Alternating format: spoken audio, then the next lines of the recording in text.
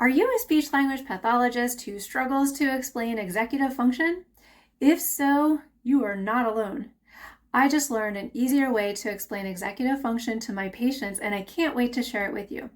Now, as speech pathologists, many of us talk to our patients about things like planning, organization, time management, self-regulation, and these are a lot of big, unfamiliar words to be tossing out at our patients. So then, like the good teachers we are, we often turn to analogies to help us to explain the concept. And while analogies can be wonderful teaching tools, they can still miss the mark. For example, some patients may have trouble understanding how the analogy relates to the problem that they're seeing. Or we may get the impression that executive function is needed only for complicated tasks like planning a trip or paying the bills, when in fact, executive function is needed for pretty much everything we do. But what if I told you there might be an easier way to explain executive function?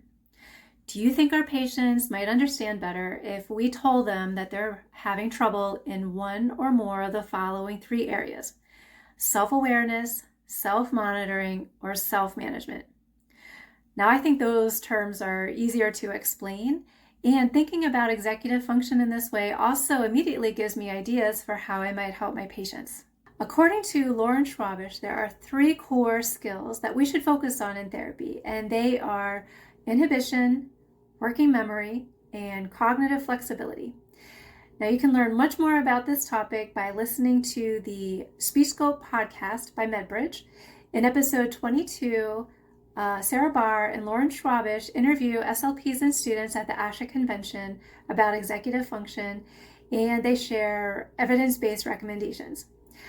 The information in this video is my interpretation of the podcast episode, so any errors are my own. If you have a MedBridge subscription, log in to get the free handout and CEU credit. And if you want to sign up with my code, the affiliate link is in the pinned comment.